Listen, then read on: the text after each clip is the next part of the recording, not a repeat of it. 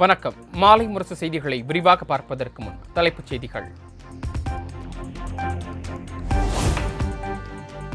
நிலச்சரிவில் சிக்கி காணாமல் போன 191 பேரை தேடும் பணி தீவிரமாக நடைபெற்று வருவதாக பினராயி விஜயன் தகவல். இதுவரை 144 பேரின் உடல் அடையாளம் காணப்பட்டுள்ளதாகவும் பேட்டி.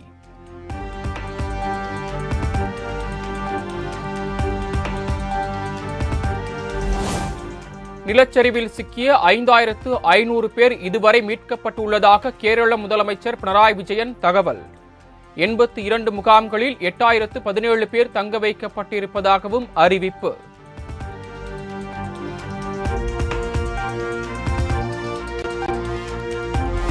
கேரளாவில் ஏற்பட்ட பயங்கர நிலச்சரிவில் சிக்கி பலியானோர் எண்ணிக்கை 251 உயர்வு. தோண்ட தோண்ட உடல்கள் கிடைக்கும் நிலையில் பலி எண்ணிக்கை மேலும் அதிகரிக்கும் என அச்சம்.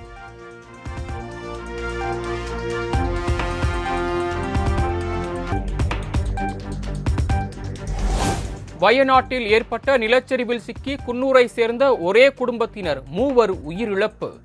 நிலச்சரிவில் இதுவரை தமிழகத்தை சேர்ந்த 5 பேர் உயிரிழந்திருப்பதாக தகவல்.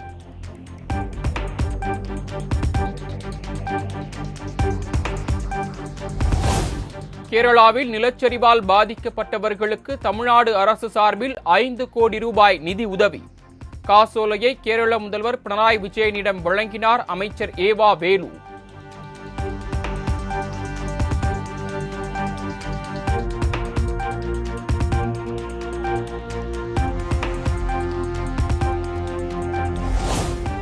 கேரள நிலச்சரிவு பாதிப்பை தொடர்ந்து நிதியுதவி வழங்க முதலமைச்சர் பினராயி விஜயன் வலியுறுத்தல். வங்கிக் கணக்கு விவரங்களை வெளியிட்டு கோரிக்கை.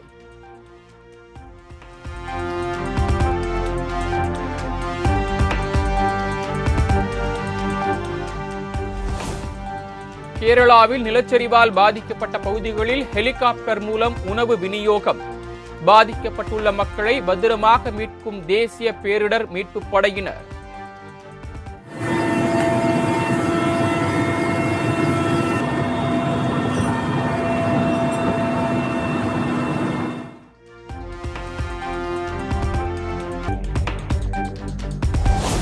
நிலச்சரிவால் பாதிக்கப்பட்டுள்ள கேரளாவுக்கு அனைத்து உதவிகளும் செய்யப்படும் என முதலமைச்சர் மு.க. ஸ்டாலின் உறுதி. கேரள முதலமைச்சரிடம் பாதிப்பு குறித்து தொலைபேசி வாயிலாக கேட்டறிந்ததாகவும் பேட்டி.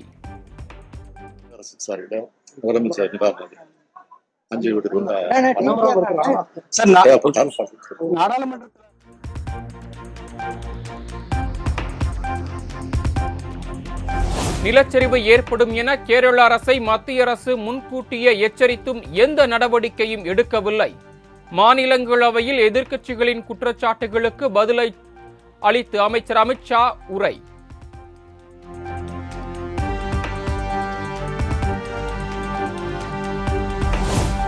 நாடாளுமன்றத்தில் உள்துறை அமைச்சர் அமித்ஷா பேசியது உண்மைக்கு புறம்பானது என கேரள முதல்வர் பினராயி விஜயன் குற்றச்சாட்டு. ஜூலை 30ஆம் தேதி காலை 6 மணிக்குத்தான் வயநாட்டிற்கு ரெட் அலர்ட் விடுக்கப்பட்டதாக விளக்கம்.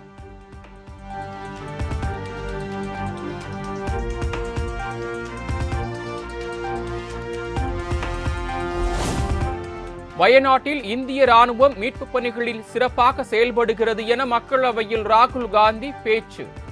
கூடுதலாக தேவைப்படும் மீட்புப் பணிகளுக்கு மத்திய அரசு உரிய நடவடிக்கை எடுக்க வேண்டும் எனவும் வலியுறுத்தல்.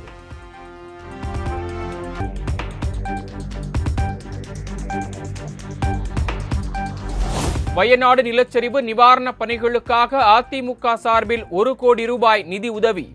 பாதிக்கப்பட்ட மக்களுக்கு நிவாரணப் பொருட்கள் வழங்கப்படும் எனவும் பொதுச் செயலாளர் எடப்பாடி பழனிசாமி அறிவிப்பு.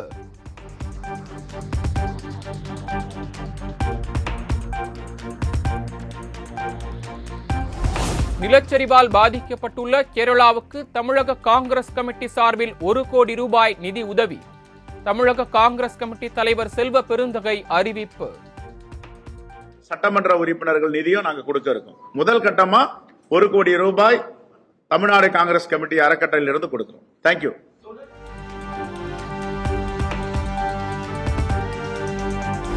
கல்லூரியில் சேரும் அரசு பள்ளி மாணவர்களுக்கு மாதந்தோறும் 1000 ரூபாய் வழங்கும் தமிழ் புதல்வன் திட்டம். ஆகஸ்ட் 9ஆம் தேதி கோவையில் தொடங்கப்படும் என முதலமைச்சர் மு.க. ஸ்டாலின் அறிவிப்பு.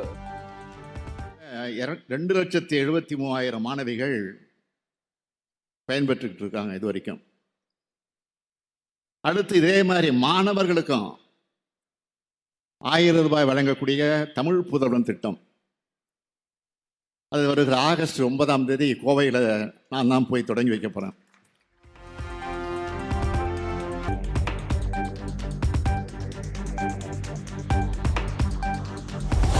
சாதி மதம் என எதுவுமே மாணவர்களின் கல்விக்கு தடையாக இருக்கக்கூடாது என முதலமைச்சர் மு.க. ஸ்டாலின் பேச்சு. இறைப்பணியோடு சேர்த்து கல்வி பணியையும் செய்து வருவதாக பெருமிதம். சாதி மதம் பொருளாதாரம் சமுதாய சூழல்னு இது எதுவுமே ஒருத்தரோட கல்விக்கு தடையாக இருக்கக்கூடாது.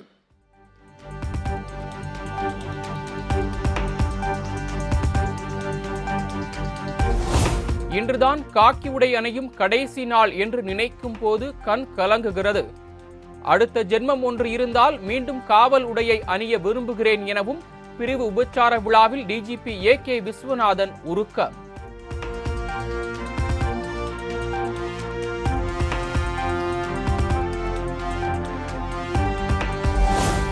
கனமழை எச்சரிக்கை விடுக்கப்பட்டுள்ள நிலையில் கோவை நீலகிரி விரைகிறது தேசிய பேரிடர் மீட்பு குழு. தமிழ்நாடு அரசின் கோரிக்கையை ஏற்று வீரர்கள் அனுப்பி வைப்பு.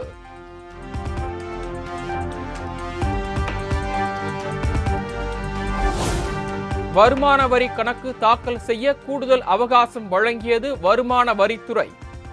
ஆகஸ்ட் 31ஆம் தேதி வரை கணக்கு தாக்கல் செய்யலாம் என அறிவிப்பு.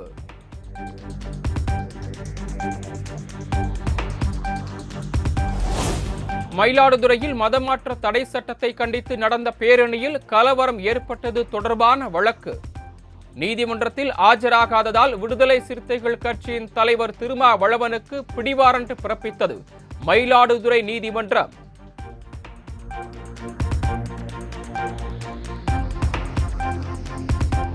அமைச்சர் அனிதா ராதாகிருஷ்ணன் மீதான சொத்து குவிப்பு வழக்கு வருகிற 7ஆம் தேதிக்கு ஒத்திவைத்து தூத்துக்குடி மாவட்ட நீதிபதி ஐயப்பன் உத்தரவு.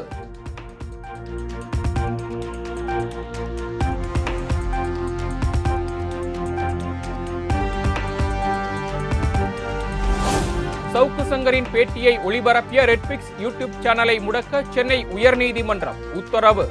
ரெட்பிக்ஸ் சேனலில் தலைமை நிர்வாகி பெலிக்ஸ் ஜெரால்டுக்கு ஜாமீன் வழங்கி ஆணை.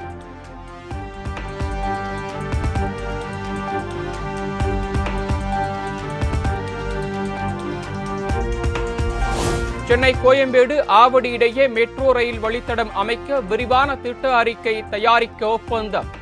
கோயம்பேட்டிலிருந்து பாடி அம்பத்தூர் வழியே ஆவடி வரை தோராயமாக 16 கிலோமீட்டர் தூரத்திற்கும் 15 உயர்மட்ட மெட்ரோ நிலையங்களுடன் அமைக்க திட்டம்.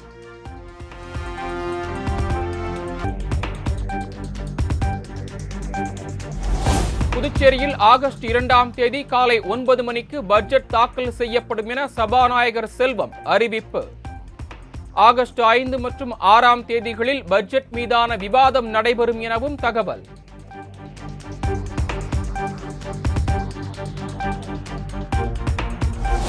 புதுச்சேரி இலாக்கா இல்லாத அமைச்சராக பணியாற்றி வந்த திருமுருகனுக்கு குடிமைப் பொருள் வழங்கல் துறை மற்றும் போக்குவரத்து துறை ஒதுக்கீடு. ஆதி திராவிடர் நலத்துறை, சிறுபான்மையினர் நலத்துறை மற்றும் தீயணைப்புத்துறை அமைச்சர் சாய் சரவணன் குமாருக்கு ஒதுக்கீடு.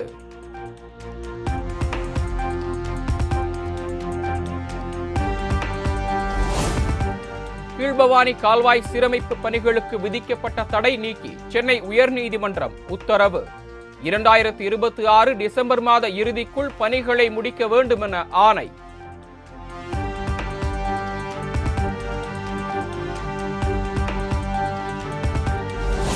தொடர் நீர்வரத்து அதிகரிப்பால் கர்நாடக அணைகளில் இருந்து காவிரியில் 2,20,000 கன அடி தண்ணீர் வெளியேற்றம்.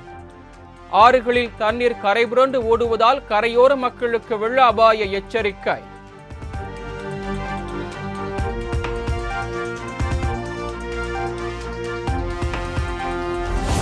ஒகேனக்கல் காவிரி ஆற்றில் நீர்வரத்து வினாடிக்கு 1,28,000 கன அடியாக அதிகரிப்பு.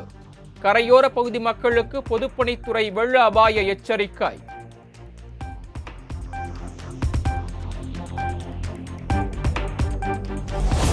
மேட்டூர் அணையில் உபரிநீர் திறப்பு வினாடிக்கு 1,50,000 கன அடியாக அதிகரிப்பு. தாழ்வான பகுதிகளில் உள்ள மக்கள் பாதுகாப்பான இடத்திற்கு செல்லுமாறு அறிவுறுத்தல்.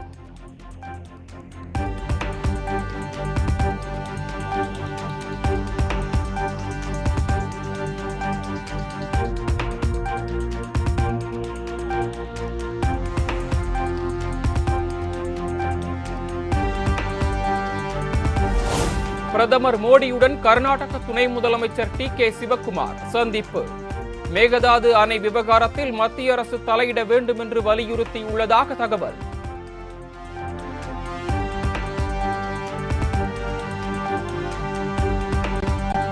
போலி சான்றிதழ் புகாரில் மகாராஷ்டிராவில் பணி நீக்கம் செய்யப்பட்ட பயிற்சி IAS அதிகாரி பூஜா கேட்கரின் தேர்ச்சி ரத்து. எதிர்காலத்தில் குடிமைப் பணிகள் தேர்வை எழுதுவதில் இருந்து நிரந்தர தடையும் விதிக்கவும் UPSC பரிந்துரை.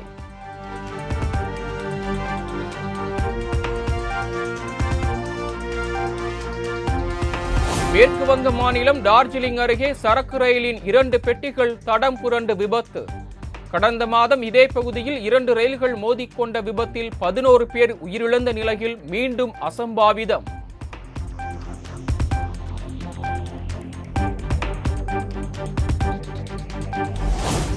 மத்திய அரசு பணியாளர் தேர்வாணைய தலைவராக IAS அதிகாரி பிரீத்தி சுதன் நியமனம். மத்திய அரசு அறிவிப்பு வெளியீடு.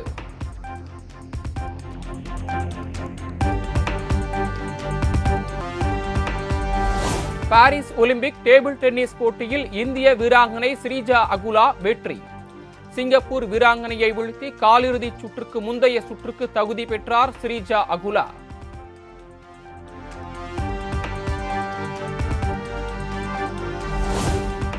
பாரிஸ் ஒலிம்பிக் மகளிர் 75 கிலோ குத்துச்சண்டை போட்டியில் இந்தியாவின் லவ்லினா காலிறுதிக்கு முன்னேற்றம். நார்வே வீராங்கனை ஹோப்ஸ்டாடை 5-0 என்ற புள்ளி கணக்கில் வீழ்த்தி அபாரம்.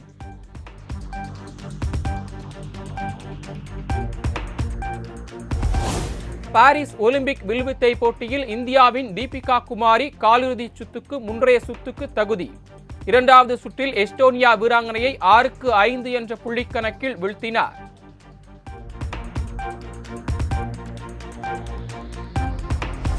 பாரிஸ் ஒலிம்பிக் பேட்மிண்டன் போட்டியில் PV சிந்துக்கு காலிறுதி சுற்றுக்கு முந்தைய சுற்றுக்கு தகுதி. 21-5, 21-10 என்ற நேர் செட் கணக்கில் எஸ்டோனியா வீராங்கனையை வீழ்த்தி அசத்தல்.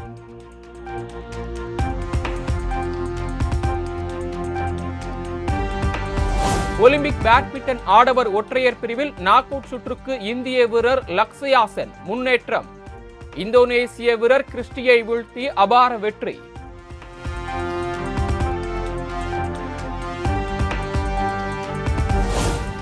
பாரிஸ் ஒலிம்பிக்கில் வாழ்வீச்சு பிரிவில் 7 மாத கர்ப்பிணியாக போட்டியிட்ட எகிப்து வீராங்கனை நடா ஹபீஸ் போராடி தோல்வி.